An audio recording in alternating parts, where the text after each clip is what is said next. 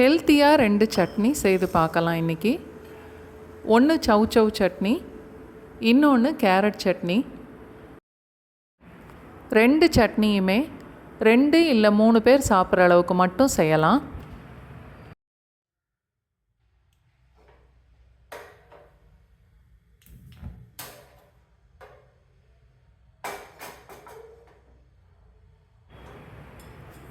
ஒரு பேனில் 2-3 டீஸ்பூன் அளவுக்கு எண்ணெய் ஊற்றிட்டு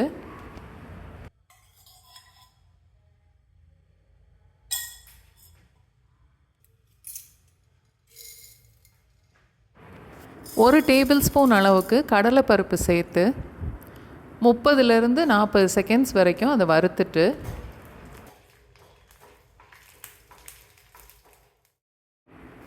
10 இல்லை 12 சின்ன வெங்காயம், 2 இல்லை 3 பச்சை மிளகாய், 2 பல்லு பூண்டு, ஒரு சின்ன துண்டு புளி. நான் ஒரு பெரிய சௌச்சவில் பாதி அளவு எடுத்து தோல் சீவி வெட்டியிருக்கேன். ஒரு 3/4 கப் அளவுக்கு இருக்கும். எல்லாத்தையும் சேர்த்து இப்போ வதக்கணும்.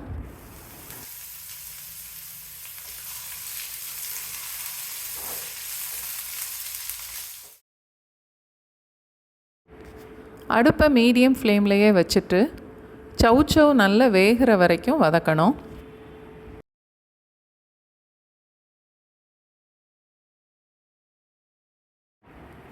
இப்போது இதோட 2 டேபிள் ஸ்பூன் அளவுக்கு நிலக்கடலையும் சேர்த்து வறுக்கணும். நான் பச்சை நிலக்கடலை சேர்க்கறதுனால இந்த ஸ்டேஜில் சேர்க்குறேன். வறுத்த வேர்க்கடலை சேர்க்குறதுனா அடுப்பை ஆஃப் பண்ண பிறகு சேர்க்கலாம், இல்லை அரைக்கும் போது சேர்த்து அரைச்சிக்கலாம்.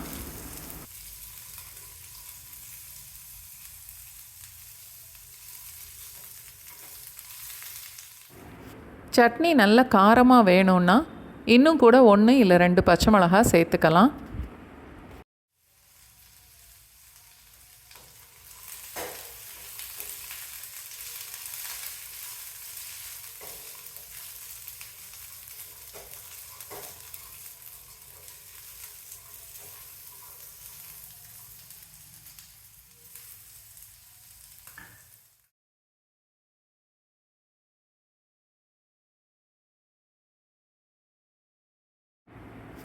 வெங்காயம், பச்சை மிளகாய், பூண்டு, சௌச்சவ் எல்லாமே நல்லா வதங்கிருச்சு.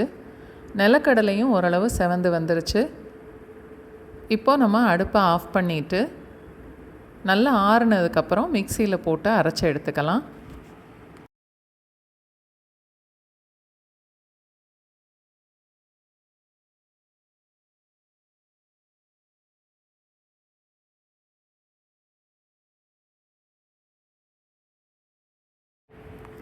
மிக்சியில் அரைக்கும்போது கொஞ்சம் உப்பும் சேர்த்து நல்லா நைஸாக அரைச்சி எடுத்தாச்சு.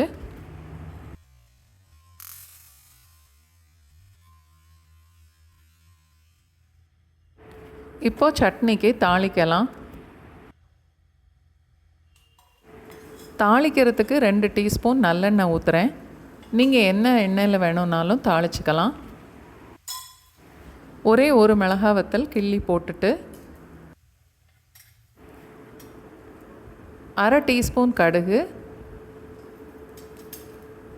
1/2 டீஸ்பூன் உளுந்தம்பருப்பு,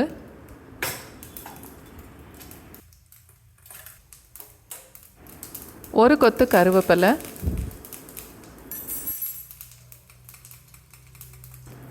அதோட கொஞ்சமாக பெருங்காயத்தூள். சௌச்சவ் சட்னி ரெடி ஆயிருச்சு. இட்லி தோசையோடு சாப்பிட்றதுக்கு ரொம்ப நல்லாயிருக்கும். உப்புமாவோட கூட சேர்த்து சாப்பிட்லாம்.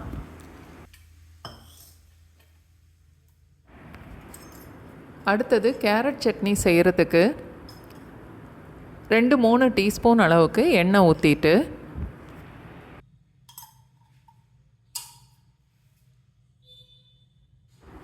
மூணு இல்லை 4 மிளகாய் வத்தல். நான் சேர்க்குற அளவு மிளகாவுக்கு சட்னியோட காரம் மீடியமாக தான் இருக்கும். அதோட 1 டேபிள் ஸ்பூன் அளவுக்கு கடலைப்பருப்பு, 1 டேபிள் ஸ்பூன் அளவுக்கு உளுந்தம்பருப்பு. நான் தோலோட உளுந்தம்பருப்பு சேர்த்துருக்கேன். எந்த உளுந்தம்பருப்பு வேணும்னாலும் நம்ம சேர்த்துக்கலாம்.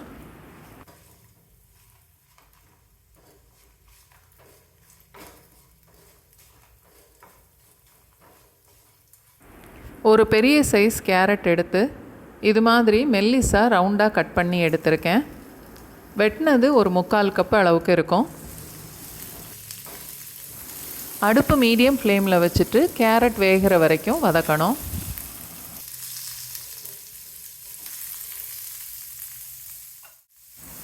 வதக்கும்போது ஒரு துண்டு புளியும் சேர்த்து வதக்கிடலாம். இந்த புளியையும் வதக்கி அரைச்சோன்னா நல்லா அரைஞ்சிரும். மிக்சியில் அரைக்கும்போது புளியை சேர்த்து அரைச்சா சில நேரம் அது ஒழுங்காக அரையாது.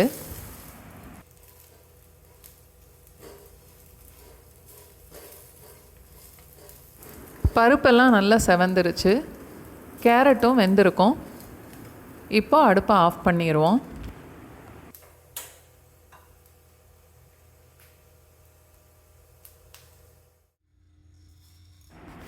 நல்லா ஆறுனதுக்கப்புறம் மிக்சியில் போட்டு தேவையான அளவுக்கு உப்பும் சேர்த்து அரைக்கணும்.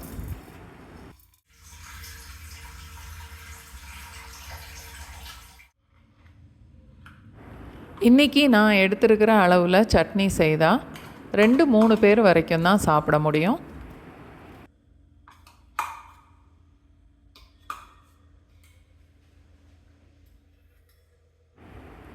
தாளிக்கிறதுக்கு கடுகு, கொஞ்சம் பெருங்காயத்தூள், அதோட ஒரு கொத்து கருவேப்பிலை மட்டும் தாளிக்கிறேன். உளுந்தம்பருப்பு நம்ம வறுத்து அரைச்சதுனால நான் தாளிக்கிறப்ப அதை சேர்க்கலை. இந்த கேரட் சட்னி இட்லி தோசையோடையும் சேர்த்து சாப்பிட நல்லாயிருக்கும்.